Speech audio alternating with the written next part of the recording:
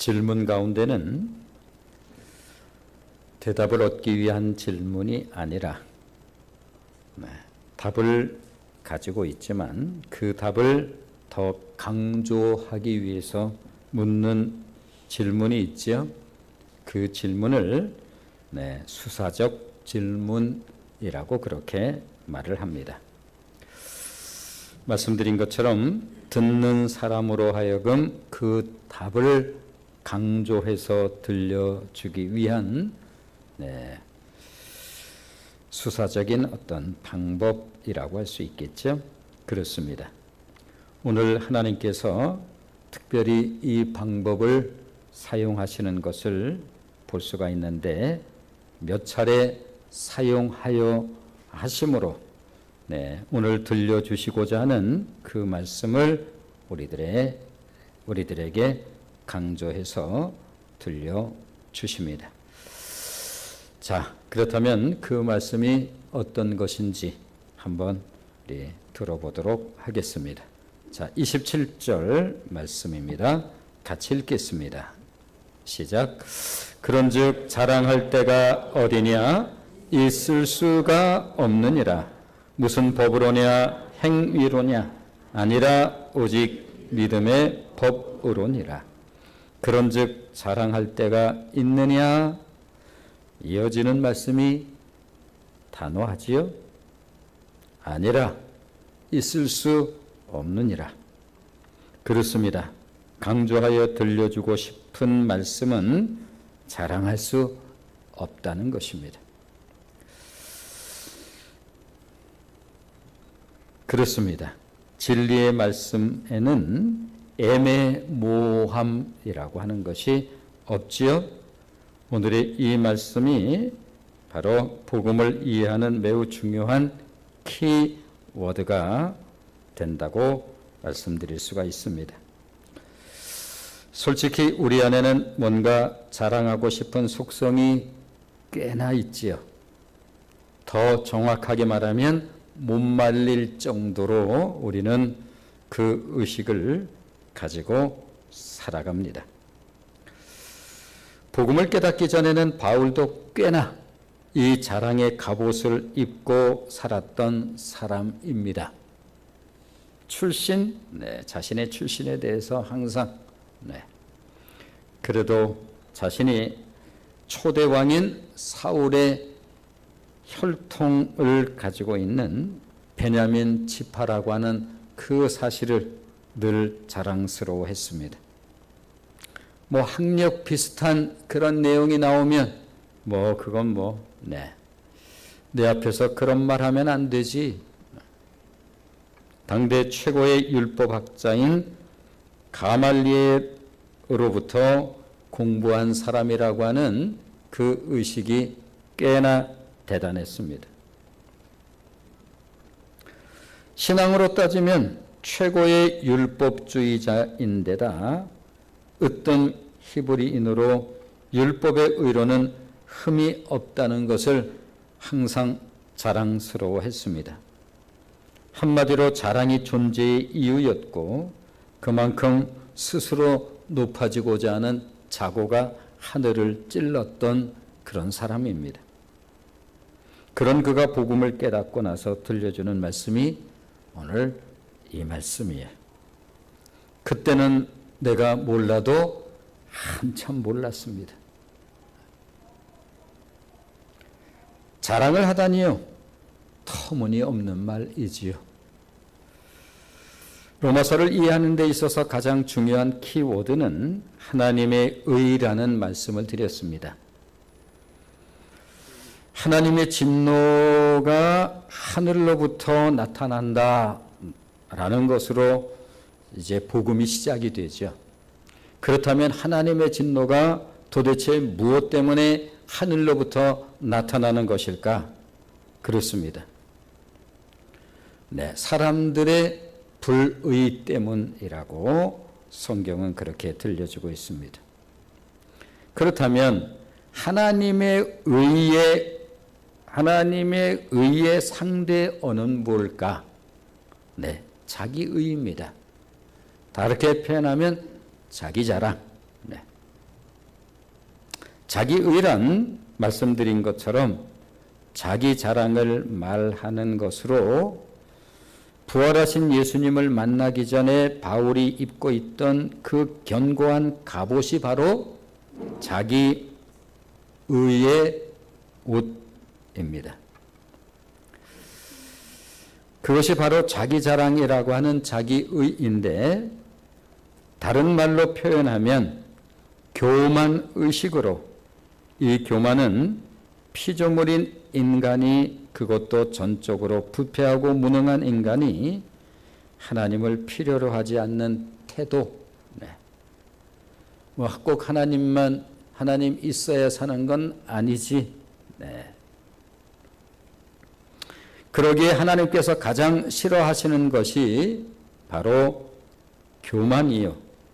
이런 이유로 하나님은 교만을 매우 강력하게 다루시는 것을 볼 수가 있습니다. 자, 잠언서 16장 18절 말씀을 한번 보시면, 잠언서 16장 18절 같이 읽어보겠습니다. 시작. 교만은 패망의 선봉이요 거만한 마음은 넘어짐의 앞잡이니라. 스펄전이 이 교만과 관련해서 우리에게 들려주는 말씀이 있습니다. 하나님은 교만을 어떻게 다루시는가? 하나님은 교만에 대해서 팔을 걷어 붙이시며 10배로 더 무서운 심판을 내리신다. 다시 말하면 하나님이 아주 싫어하는 게 있는데 교만이라고 하는 사실을 우리에게 들려주지요. 왜냐하면 교만이 뭐길래? 교만은 우상 숭배와 같은 죄를 가지고 있기 때문에 그렇습니다. 오늘날 가장 심각한 우상 숭배가 있다고 한다면 자기 숭배로, 이것이 바로 교만이라고 할 수가 있죠.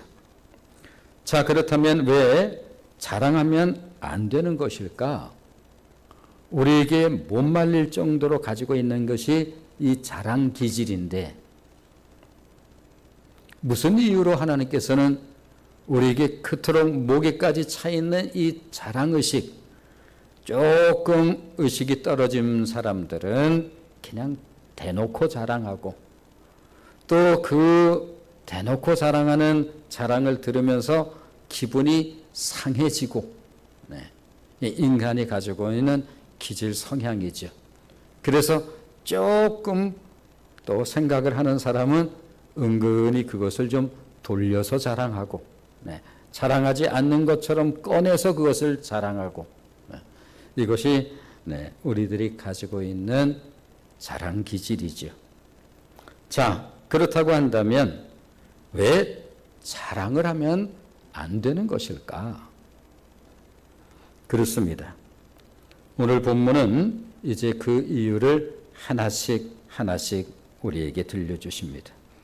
그 이전에 가장 중요한 말씀은 바로 지난주에 함께 나누었던 24절 말씀인데요. 자, 24절 말씀을 우리 같이 읽어보도록 하겠습니다. 같이 읽습니다. 시작. 그리스도 예수 안에 있는 속량으로 말미암아 하나님의 은혜로 값없이 의롭다 하심을 얻은 자 되었느니라. 이것이 성경이 들려주는 구원입니다. 하나님께서 값을 지불하신 하나님의 은혜로 값없이 의롭다 하심을 얻은 자 되었느니라. 우리로서는 도저히 얻을 수 없는 것, 그 기가 막힌 것을 은혜로 값없이 받았습니다. 자, 이제 이어서 27절 말씀을 읽어보도록 하겠습니다. 27절 같이 읽습니다. 시작. 그런즉 자랑할 때가 어디냐? 있을 수가 없느니라. 무슨 법으로냐? 행위로냐? 아니라 오직 믿음의 법으로니라. 하나님께서 예수님을 통해 우리의 죄값을 다 속량하셨고 그 값을 다 치르셨으므로 다 이루어 놓으신 것을 오직 믿음으로 구원을 얻은 우리인데 어떻게 자랑할 수가 있겠느냐. 사도 바울이 강조해서 들려주고 싶은 것은 인간은 하나님 앞에 자랑할 것이 하나도 없다는 것과 하나님께서는 우리로 하여금 자랑할 수 있는 여지를 전혀 허락하지 않으셨다는 것입니다. 그렇다면 왜 그런 것일까? 하나님은 우리들이 자랑하는 꼴을 못 보신다는 그러한 의미일까? 그럴 리 없겠죠. 이제 하나님께서 자랑할 수 없는 이유를 수사적 질문을 통해서 하나씩 우리에게 들려주십니다. 자, 첫 번째 질문입니다. 27절. 우리가 27절 다시 한번 읽어보실까요? 같이 읽습니다. 시작. 그런즉 자랑할 때가 어디냐? 있을 수가 없느니라. 무슨 법으로냐? 행위로냐? 아니라 오직 믿음의 법으로니라.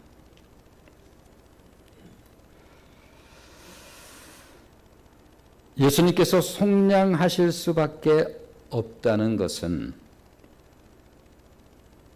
인간은 어떤 방법으로도 자력으로는 의롭다 여김을 받을 수 없다는 것입니다. 율법으로도 불가능한 것은 율법이라고 하는 특징이 무엇인가 하면 율법을 상당 부분 지켰다 할지라도 하나를 지키지 못하면 그 모든 것이 헛것이 될 뿐만 아니라 설사 외형적으로 지키는 듯 해도 마음으로 악을 품으면 율법을 범한 것이 되기에 율법을 행함으로 의에 이를 사람이 하나도 없다는 거예요. 그래서 예수님께서 여자를 보고 음욕을 품은 자마다 이러면서 마음으로 지은 죄도 율법을 범한 것이 되기 때문에 그 어떤 인간도 율법으로는 의롭다 여김을 받을 수가 없다라고 그렇게 들려주고 있습니다. 그러기에 하나님께서는 바울을 통해 함축해서 들려준 그 유명한 말씀이 바로 에베소서 2장 8절로 9절 말씀이죠.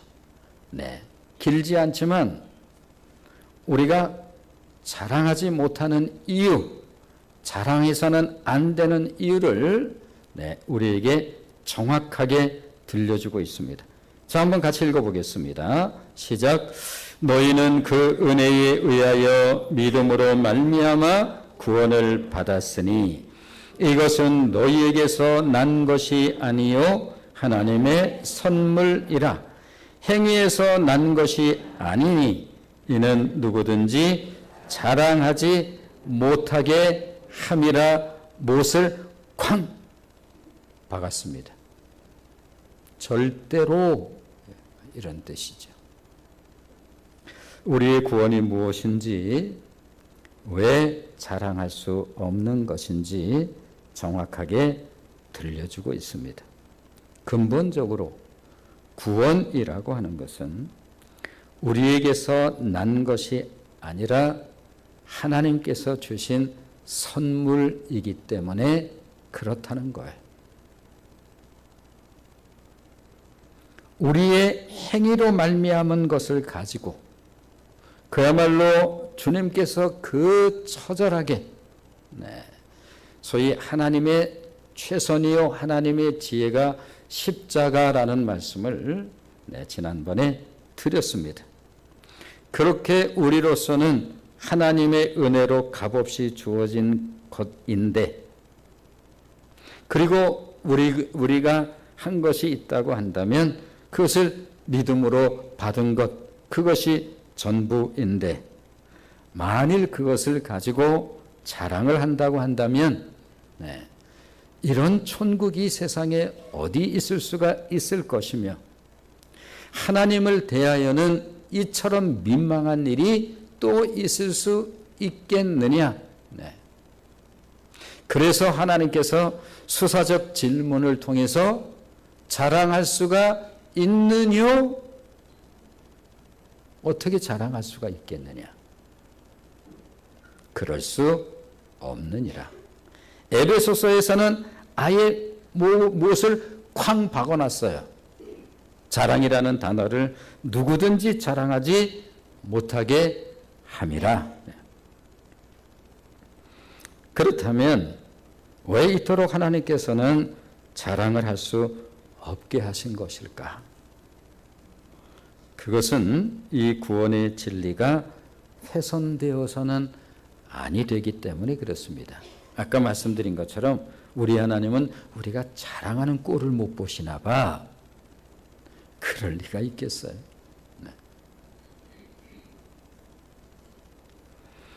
이 정말로 귀한 구원의 진리가 훼손되어서는 아니 되기 때문에 하나님께서는 엄격한 어조로 그렇게 질문을 하면서 자랑할 수 있는 것인가?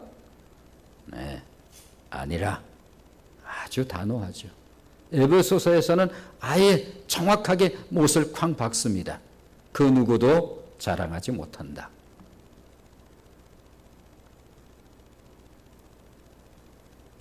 왜냐하면 하나님께서 우리의 기질을 너무나 잘 알고 계시기 때문입니다. 우리 안에는 그야말로 못 말리는 자랑 기질이 있습니다. 제가 조금 전에 말씀드린 것처럼 조금 의식이 조금 부족한 것 같은 분들은 그냥 대놓고 자랑을 하고, 그 자랑을 듣는 상대편은 썩 마음이 또 상하고, 또 자랑하는구나, 또 자기 자식 자랑하는구나, 뭐 또 자기 뭘 좀 가지고 있다고 그거 자랑하는구나. 상대방은 또 그 자랑이 못마땅하고, 그래서 조금 의식이 좀 있는 사람은 애둘러서 자랑하고, 아무튼 자랑은 안 하고는 못 베기니.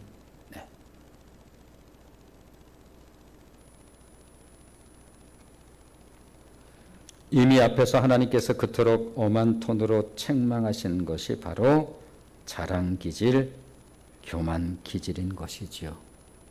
그래서 우리가 복음이 시작되고 복음에 대한 내용을 들으면서 참 한동안 하나님께서 엄한 톤으로 하시는 그 말씀들을 우리는 들어야 했습니다.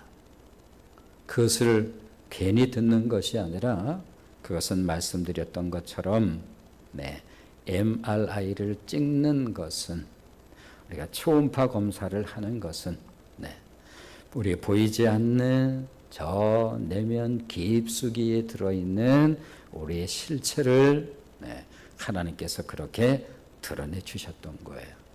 그렇지 않으면 우리는 모두가 다 그렇습니다. 뭐 여러 차례 표현을 그렇게 좀 했습니다만, 내가 뭘 그렇게 잘못을 했는데, 이런 부하가 쓱 나오죠. 내가 무슨 사람을 어떻게 해코지를 했어, 뭐 이러면서 우리가 여간 그런 말을 또 못 듣는 기질을 우리가 또 가지고 있지 않습니까? 그럼에도 불구하고 하나님께서 이런 저런 말씀을 통해서 그렇게 우리의 실체, 우리의 처지, 우리의 상황에 대해서 들려줄 수밖에 없었던 것은, 그것을 알아야 우리는 하나님의 복음의 의미가 무엇인지를 제대로 이해할 수 있기 때문에 우리는 또 그 말씀을 들어야만 되었습니다. 오늘은 하나님께서 자랑하지 말라는 이 말씀을 굉장히 엄격한 톤으로 또 들려주십니다. 아무튼 뭐라도 꺼내서 자랑하고 싶은 유대인들을 향해서 너희가 헬라인과 다른 게 뭔데? 율법 때문이더냐? 아니면 할례 받은 것 그것 때문이야? 우리가 이미 앞에서 들었던 말씀들이죠. 바울 자신이 누구보다 이 자랑기질, 교만기질로 충만했기에 하나님의 은혜의 복음을 깨닫고 정말 부끄러웠거든요. 내가 왜 그랬을까? 내가 도대체 왜 그랬을까? 뭐 너무나 당연한 일이지만 주님을 모를 때 소위 이 복음의 은혜를 깨닫지 못했을 때는 온통 그것 가지고 살았고 그것이 삶의 의미였습니다. 나보다 난 사람 나오라고 그래. 뭐 이거죠. 예수 믿는 사람들을 향해서 그토록 소위 광분에 가까운 스데반 집사가 순교당하는 그 현장에도 맨 앞자리에 그야말로 얼굴 표정을 우리가 안 봐도 본 듯 하잖아요. 거기다 다마스커스에 그렇게 아주 영장까지 다 챙겨가지고 그런 소위 성경에도 혈기등등한 모습으로 이것이 바울의 실체였습니다. 이 실체의 뿌리에는 뭐가 있는가 하면 그 자랑이에요. 인간 같지 않은 것들이 뭐 이런 속으로 이런 마음에 아주 목까지 차올라왔던 거죠.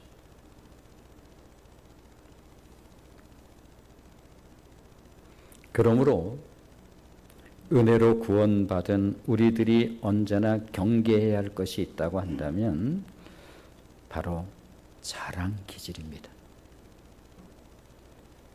공로의식, 이와 같은 교만의 뿌리를 둔 자기의식이거든요. 이것이. 그런데 왜 이것을 그토록 하나님께서 금하시는 것일까? 신앙을 무력화시키는 원흉이 되기 때문에 그렇습니다. 우리는 뭐 온전하다라고까지는 못해요. 나도. 뭐 어느 정도 나도 뭐 부끄러운 부분이 없는 것은 아니죠. 그러나 그 영적 MRI를 통해서 드러난 그냥 그대로 찍어낸, 그냥 객관적으로 찍어내는 것이니까 그거는 여긴 살짝 넘어가지고 뭐 여긴 좀 안 보이는 듯하고 이런 거 없어요. 그렇게 우리를 영적 MRI로 완전히 찍어봤더니 이거는 뭐. 근데 들으면 들을수록 유구무늬해. 단 하루도 그렇게 못 사니 어떻게? 일생 가운데 어떻게 그 단 하루도 그렇게 못 사는 것일까? 옳고 뭐가 선하고 악한 거 그거 그렇게 구분을 못하는 것은 아닌데 그 선한 것을 그렇게 못하고 살아? 그리고 하지 말아야 될 것을 그렇게 반복을 하면서 살까? 거기다가 남을 조금 도와주면 그거 평생 잊지 않고 그거를 또 은근히 자랑하고 싶어가지고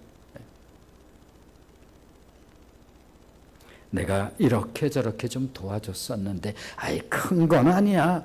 뭐 폼과 제스처는 그렇게 쓰지만 속으로는 자랑이 은근히 꽉 차 있습니다. 마치 자기가 살렸다 뭐 이런 뜻이죠. 도무지 이래도 선한 것이 없고 저래도 선한 것이 없는. 처음에는 반발했다가 사실은 시간이 가면 갈수록 드러내는데 유구무원인 거예요.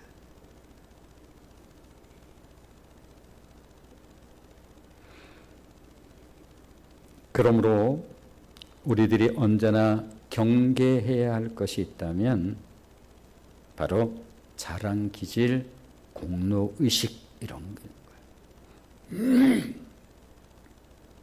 그러기에 신앙생활을 오래 할수록 우리 마음에 담아두어야 할 것이 있다고 한다면, 제가 이제 다른 3일 예배나 그런 자리를 통해서 이런 말씀을 꽤 해요. 그러면서 우리 교회가 참 이런 메시지를 전할 수 있는 것에 대한 깊은 감사가 있다. 그것은 듣기에는 좀 민망할 수 있는 부분이기 때문에 그래요. 신앙생활은 연조로 하는 게 아니다. 신앙생활은 직분으로 하는 게 아니다. 뭐 이런 표현은 우리 스스로에게 하는 말이죠. 네. 그러니 이 부분들이 들으면서 썩 기분이 좋아지는 말들은 아니에요. 우리 스스로에게 하는 말이니. 신앙생활을 오래 할수록 우리 마음에 담아두어야 할 것이 있다면 연수는 결코 자랑이 아니라 그럼 뭐죠? 감사이어야 하죠. 하나님 감사합니다.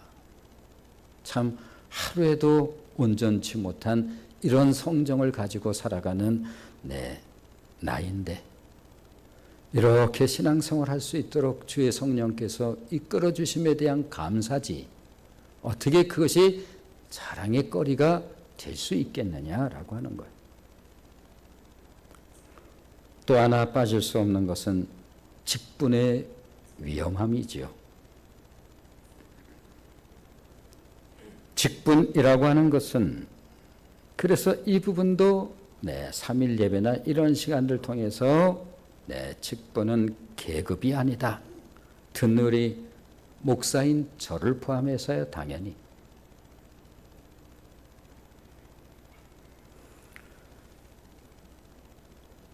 프로테스탄트라고 하는 이 개신교가 존재했던 이유가 무엇인가 하면 캐톨릭이라고 하는 철저한 계급주의, 교황,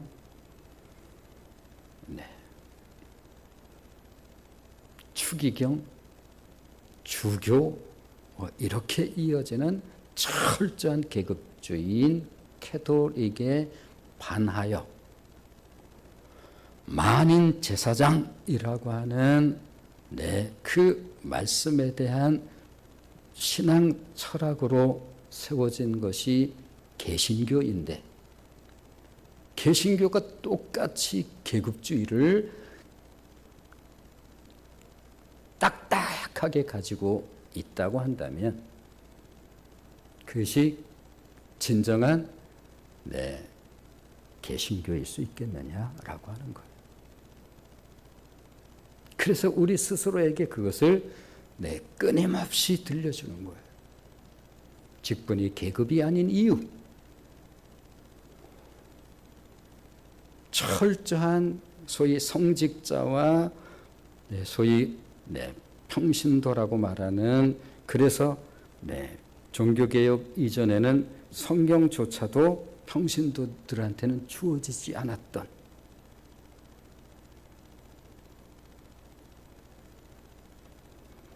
이 철저한 이분법적이고 계급주의적 캐톨릭에 반해서 소위 만인 제사장이라고 하는 이 말씀을 근거로 세워진 신앙이 저와 여러분이 신앙하고 있는 소위 개혁주의 신앙, 개신교라고 말하는 거예요. 알아야지 이제 제대로.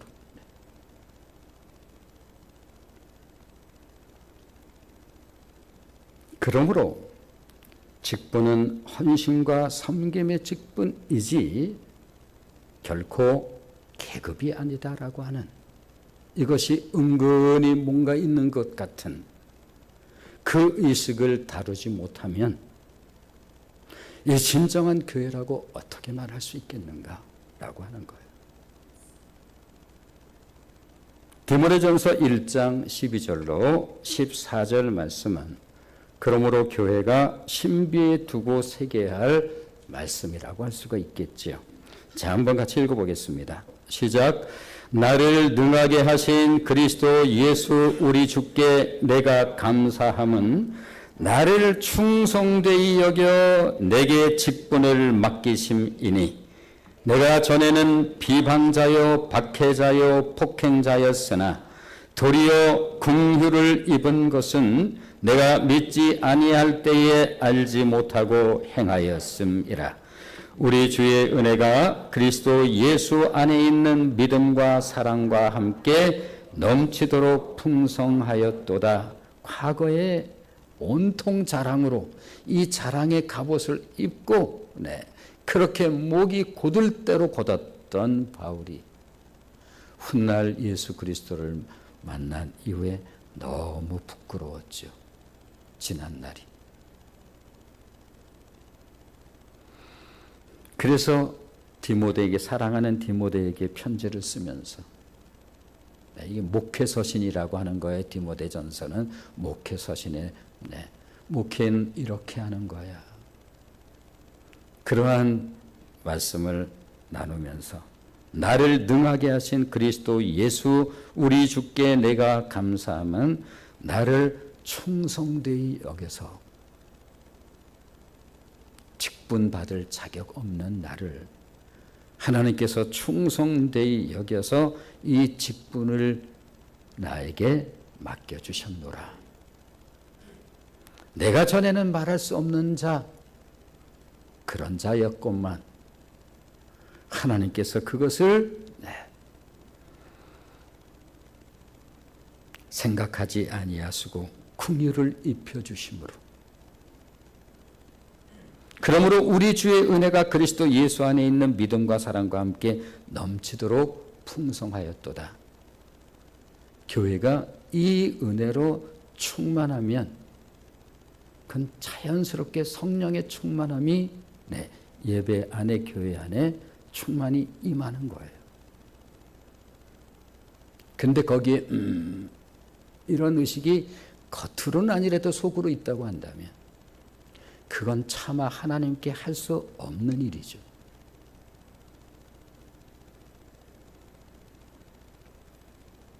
그렇습니다. 우리의 헌신과 행함은 어떤 자랑이나 공로를 위함이 아닌 갚을 길 없는 은혜를 받았기에 그 은혜를 기억하고 반응하는 행위라고 말씀드릴 수 있겠습니다. 진정으로 은혜를 받은 신앙은 절대 자랑과 공로의식이 나타날 수가 없습니다.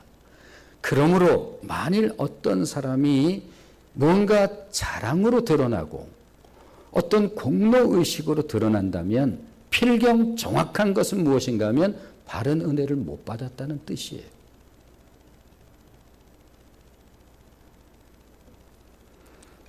찬송가 143장 이제 5절을 제가 가끔가다 이렇게 하죠. 근데 찬송은 말씀을 가지고 우리에게 들려주는 바예요. 웬 말인가 날 위하여 주 돌아가셨나.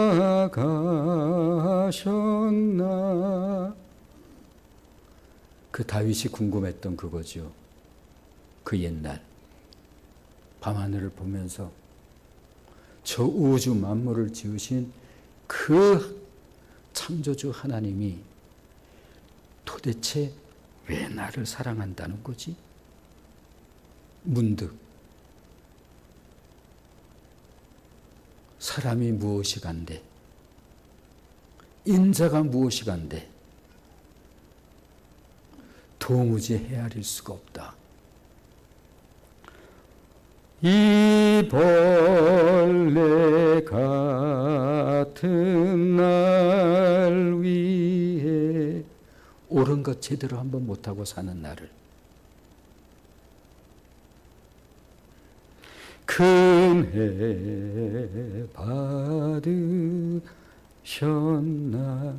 자기를 비하하기 위한 무슨 그런 벌레가 아니라 이 우주 만물을 창조하시는 형용할 수 없는 그 하나님에 비하면 그야말로 미물 같은 난데 이 나를 위해서 왜 그 해를 받으셔야 되었는가?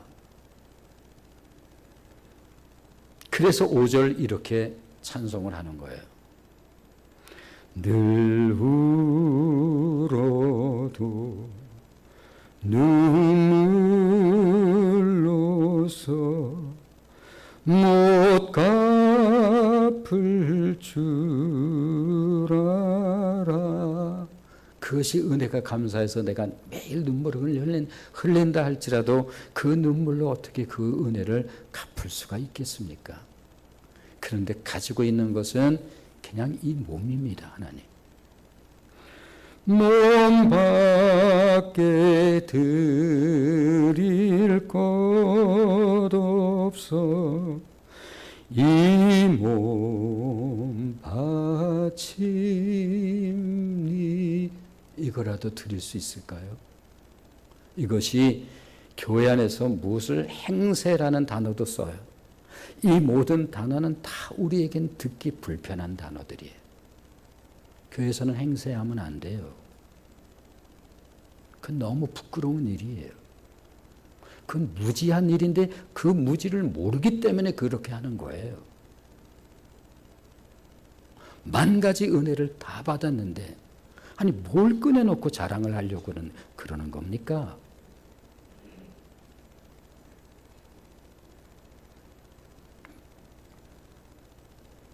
그래서 다른 예배 시간에 행세라는 단어, 누구나 참 들을게 이게 불편한 단어죠. 직분도 마찬가지예요. 목사가 여기서 어떻게 제외돼요? 네가 제일 잘 들어야 되지.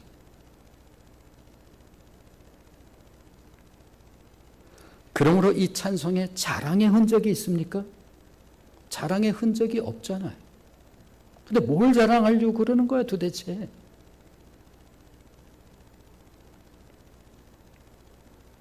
두 번째 수사적 질문입니다. 29절로 30절 말씀을 보시면 29절로 30절 같이 읽겠습니다. 시작. 하나님은 다만 유대인의 하나님이시냐? 또한 이방인의 하나님은 아니시냐? 진실로 이방인의 하나님도 되시느니라. 할례자도 믿음으로 말미암아 또한 무할례자도 믿음으로 말미암아 의롭다 하실 하나님은 한 분이시니. 네, 이제 이런 또 수사적 이 레토릭, 이 수사를 사용하는 거예요. 그러면 안 돼 이런 뜻이에요. 하나님은 유대인의 하나님이시냐? 이렇게 질문을 해요. 하나님이 너만의 하나님이냐고 이런 뜻이잖아요. 아니라 그렇습니다. 하나님은 이 세상 모든 사람들의 하나님이신 것입니다. 그렇습니다.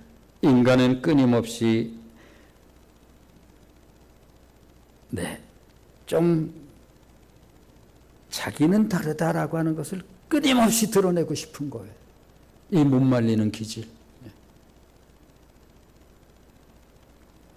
유대인이라고 다 같은 유대인은 아니지. 바리새인이 하나님 앞에 고개를 들고 자랑을 합니다. 나는 좀 다르지요. 그래서 성경을 보면 서서 따로 기도했다. 그렇게 우리에게 들려줍니다. 저는요 토색도 안 하고요. 나나 불이 가늠하는 인간들은 왜 그런지 모르겠어. 저는 그런 거 없고요.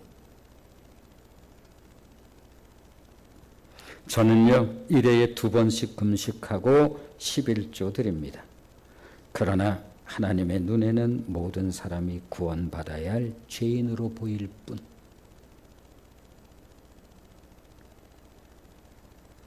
그렇습니다.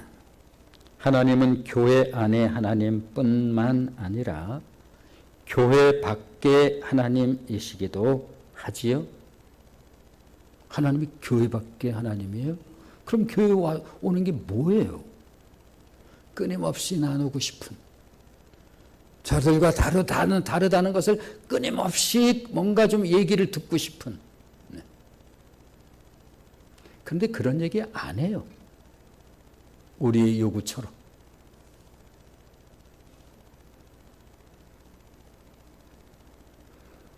우리들도 한때 교회 밖의 사람들이었습니다. 하나님에 대해서는 전혀 관심 없는, 아예 무슨 예수 믿는 사람 욕이라도 하는 게 아니라 아예 관심이 없었던 저입니다. 네.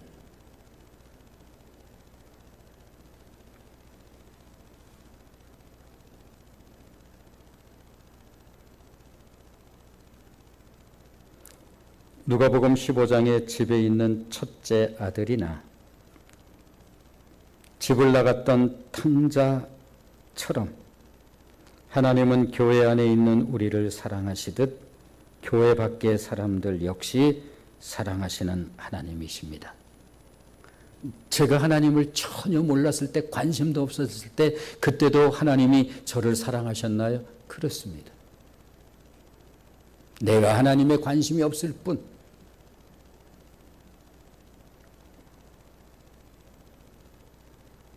다른 것에 온통 관심을 두고 거기에 하나님은 안중에도 없지요. 그런 저에게 찾아오신 분이 하나님이십니다. 다만 집안에 있는 큰아들이 그런 아버지가 못마땅했던 거예요. 도대체 아버지 왜 그러세요? 에? 그 인간 같지도 않은 놈, 큰 돈인데 그놈 그 돈 그냥 거의 다 탕진했어요 벌써. 아버지 그거 모르십니까? 아니 왜 어쩌자고 오늘도 날씨가 추운데 거기 나가 계시냐고요? 네. 그렇습니다. 그 아버지로 분한 하나님은 밖에 그렇게 관심을 가지고 계세요.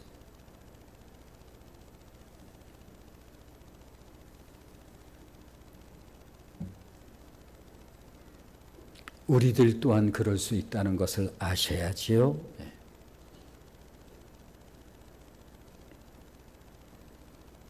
그런 의미에서 하나님은 교회 안의 사람들에게도 필요하지만 교회 밖의 사람들에게는 더욱 필요하신 분이 우리 하나님이십니다. 자, 디모데전서 2장 4절로 6절 말씀을 한번 같이 읽어보시면, 디모데전서 2장 4절로 6절입니다. 같이 읽어보겠습니다. 시작. 하나님은 모든 사람이 구원을 받으며 진리를 아는 데에 이르시기를 원하시느니라. 하나님은 한 분이시요 또 하나님과 사람 사이의 중보자도 한 분이시니 곧 사람이신 그리스도 예수라. 그가 모든 사람을 위하여 자기를 대속물로 주셨으니 기약이 이르러 주신 증거니라. 네, 디모데에게 편지 쓰면서 또 이렇게, 네, 하나님은 모든 사람의 하나님이야. 내가 과거에는 유대인 중에 내가 최고라고 생각하면서 살았으니 유대인의 하나님, 이방인 것들이 하나님과 뭔 관계가 있어? 아니 그 말도 꺼내지 마. 기분 나빠. 그 바울이 들려줍니다. 하나님은 모든 사람이 구원을 받으며 진리를 아는 데에 이르시기를 원하시는 하나님이시야. 그가 모든 사람을 위하여 자기를 대속물로 주셨으니 기약이 이르러 주신 증거니라. 그렇습니다. 하나님은 모든 사람이 구원받기를 원하시는 하나님이십니다. 예수님은 모든 사람을 위하여 대속 제물이 되셨습니다. 그렇습니다. 하나님은 한 분이시며 중보자 그리스도 예수도 한 분이시라고 하는 사실은 우리에게 열려있는 구원의 길도 하나밖에 없다는 뜻입니다. 포스트 모던에 대한 그러한 부분들을 재론하지 않는다 할지라도 지금 다원주의적 그 부분 때문에 그렇게 종교 다원주의, 다른 종교에도 구원이 있다라고 하는 이 사상이 포스트 모던의 다원주의 사고의 중심에 있어요. 그러나 이 사고 다 지나가고 오직 진리를 인정하지 않지만 변함없는 이 진리를 통해서 하나님은 한 분이시고 우리의 중보자 그리스도 예수 우리의 구원자도 한 분이시니 어떻게 구원의 다른 길이 또 있을까? 우리가 고집부리고 싶어서 그런 것이 아니라 생각이 부족해서 그런 것이 아니라 사고가 경직된 자들이 이어서 그런 것이 아니라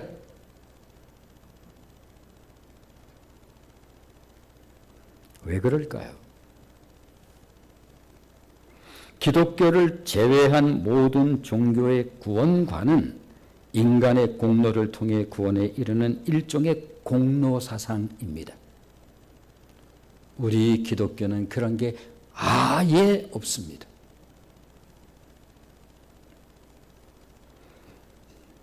기독교의 구원관은 인간의 자랑을 근원적으로 봉쇄를 하지요. 왜냐하면 전적으로 부패하고 무능한 인간은 인간 스스로 구원에 이를 수 있는 방법이 없기 때문에 그래요. 그래서 타종교는 선행을 해야 돼. 이런 부분들을 강조롭게 하지요. 그런데 인간의 선행이라고 하는 것도 타락한 인간에게 있어서는 누구고 좀 도와주고 자 사진 한 장 찍어요. 여기 박스 이렇게 놔놓고 자 사진 찍고 그렇지 않는다 할지라도 말 속에서 은근히 그러한 부분들을 좀 드러내고 싶은 이 못 말리는 기질 자랑할 수 없는 마지막 질문입니다. 31절 같이 읽습니다. 시작. 그런즉 우리가 믿음으로 말미암아 율법을 파기하느냐 그럴 수 없느니라 도리어 율법을 굳게 세우느니라. 그렇다면 우리가 믿음으로 구원을 얻었으니 율법은 필요 없다고 생각하느냐? 또 질문하죠. 아니라 그럴 수 없느니라. 그렇다면 왜 이 질문을 하시는 것일까요? 툭하면 오해하기를 좋아하는 우리의 생각을 바로잡아주기 위해서. 구원은 오직 예수 그리스도를 믿음으로 주어진다면서요.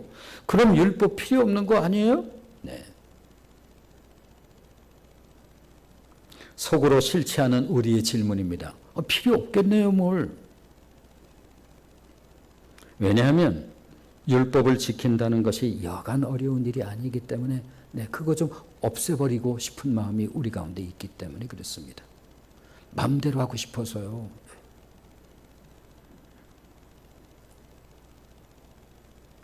그런 우리들의 속내를 하나님이 모를 리 없으시지요?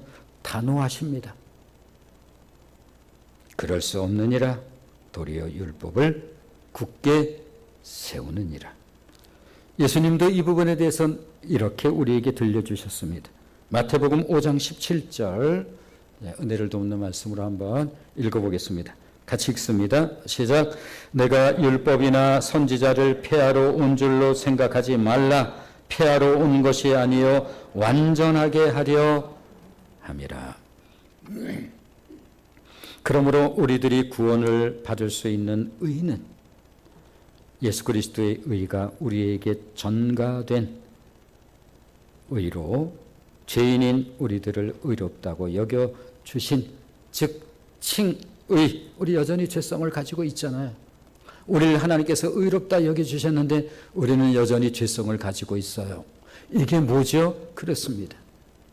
태초에 원복음, 원시복음이라고 하는 아담과 하와가 죄를 범하고 처음으로 나타난 것이 자기의 치부가 보이기 시작했죠.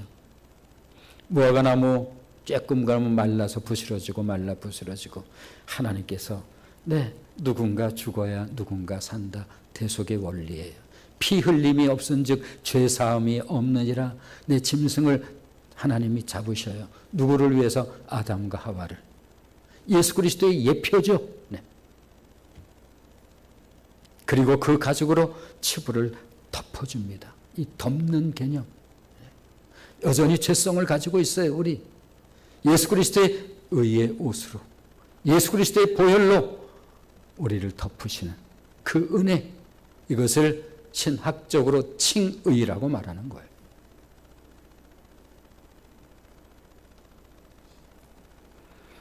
그러므로 하나님은 율법을 완전하게 하신 예수의 의를 덧입은 의의 옷을 입은 자마다 의롭다고 여겨주십니다. 로마서 11장이 이 내용으로 계속 우리에게 들려줘요.